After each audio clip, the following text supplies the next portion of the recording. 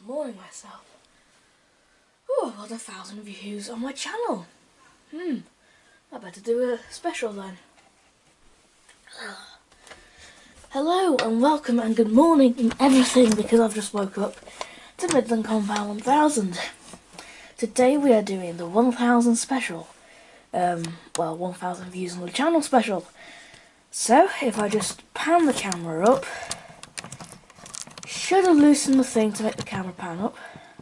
The marklin's out.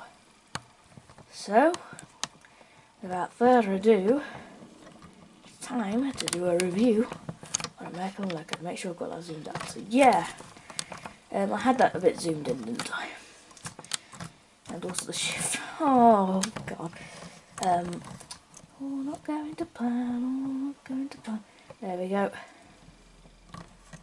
I've had actually quite a few problems doing this review now, so yeah. So this is my 1000 view special. Thank you to all of you guys. There will be a 25 subscriber special coming up when I get to 25 subscribers, obviously. But I won't be doing, I'll be doing 5 things, when I'm doing subscriber specials, so yeah. Anyway, so let's get on to the main event, which is this. You probably can't see, so I'm going to just go and quickly turn on the light and let you have a look at it and all its loveliness. Must the shift factor is really nice. That did not help at all. Just go and turn it off to save energy. Yep. Problems happen. Oh god, I've knocked the camera. I've knocked the camera again. Anyway. I'll actually get the camera off the stand, that might help. Because it's a very smooth camera. So you can have a look around. So this is the Balrai, well, I don't know, thingy. BR18, yeah, just say that. Which is in the Deutsches Reichsbahn livery. Probably seen. Take a look at the back of the box. And we have the usual thing from Marklin, which is a nice thing. Tradition, quality, emotion, innovation. Yeah, because this is the oldest railway company in the whole of the world. There's a picture of a crocodile, steam loco, something, and innovation. So I'm guessing that was tradition and quality, emotion and innovation. Anyway, stop messing about, Roberto, stop messing about. Camera back in. So, yeah. Let's get this puppy out. Puppy? I don't need a puppy. So yeah, I would like to own a puppy then. Yeah, so it's the ice block packaging. Now this actually came out before Marklin. That is stupid. I mean, this came out before Batman's. It is an interesting ice block. Mainly because it actually has finger holes, so you don't have to like grab in from the end, or you can just grab it there and then good. So we have the manual. Oh yeah, by the way, this is a DCC loco because most of Marklin's infrastructure is now DCC. And it's already got sound in it. And lights. And a smoke generator. It's pretty much my most realistic locomotive. So we have a few other things in there, so I'm just going to put this down there. Here's the manual. We'll go through that when we're in part 2, as that's got all the sound features in it. And the great thing about it, it's got English sound features. Anyway, let's get on to the model itself. So, as you probably may or may not know, this is just how the packaging works.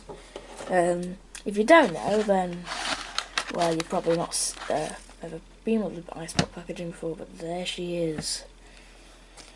She's a very lovely loco.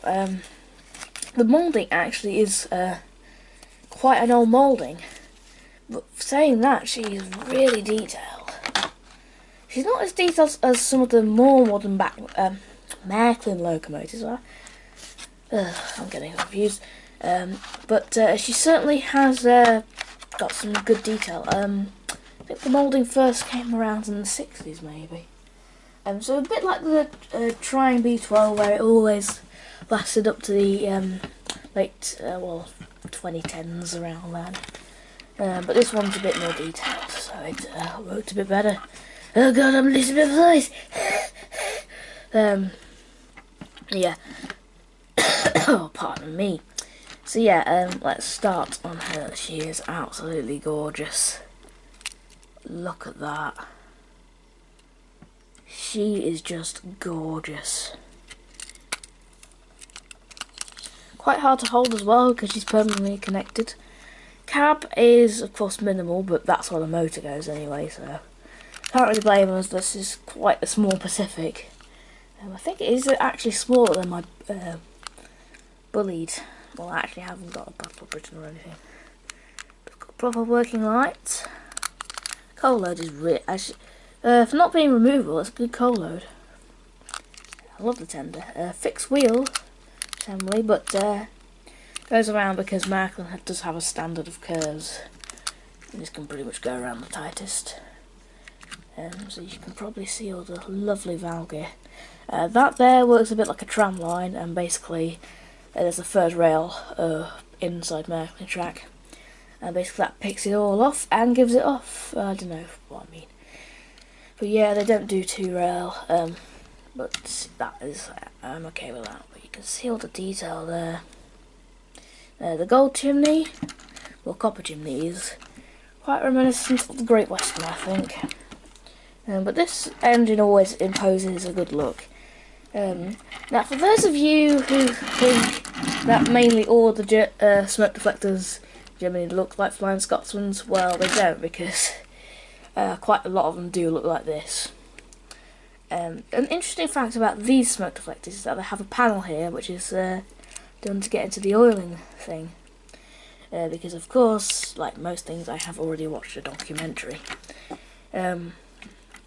So yeah, we'll just look in there. So there's some good detail there. 1916. So she was built in 1916.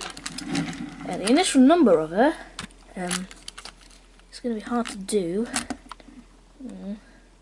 because I've got to focus on the zoom. There we go. So there, 18433.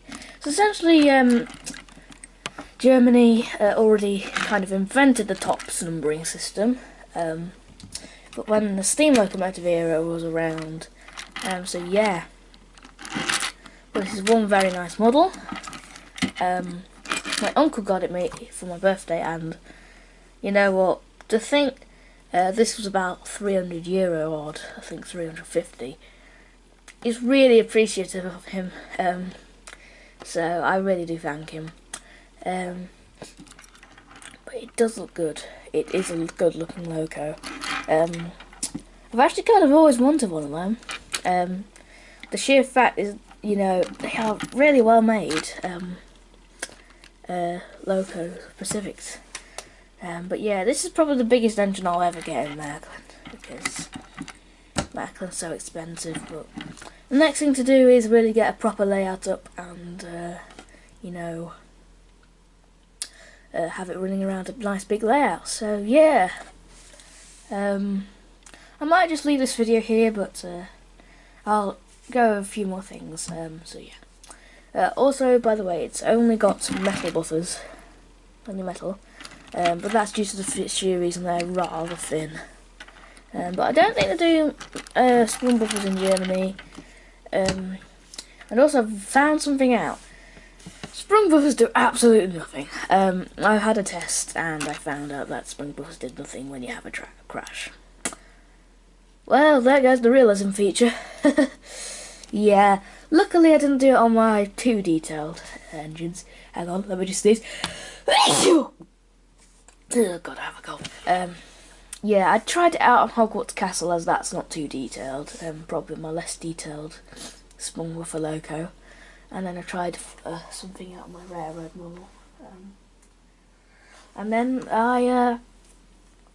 and from there, basically, just the same happened.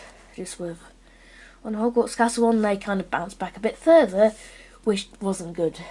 I used the tender and the loco, so for the spring buffer test. So it's kind of no difference now. So at first I thought spring buffers were just a safety feature anyway. But yeah, so now I found that out. It doesn't really matter what you get, spring buffers or not. As long as the initial model's good, that's what I think. Especially for this one, I mean, this has got to be the most realistic model. Even though it doesn't have some real parts, I know, but still, in terms of, you know, it has sound, for instance. It's not even TTS sound, it's actually a proper DCC sound. It's got lights, because Marklin do lights. The smoke generator is fitted separately, but they are the easiest fitting smoke generators in all the world. So yeah, and that's another reason why Marklin is probably one of the best train companies there is out there. So I'm going to end this review, but before I do, as I've said about 1 billion times now, probably haven't, but I probably have, you take the, pardon me, I'm losing my voice, you take the thing off and then you unscrew from there, so quite interesting, and it has a metal boiler. So yeah. So, thank you for all watching this review. Hope to see you in part 2. This is Midland Compound 1000, and I bid you a farewell.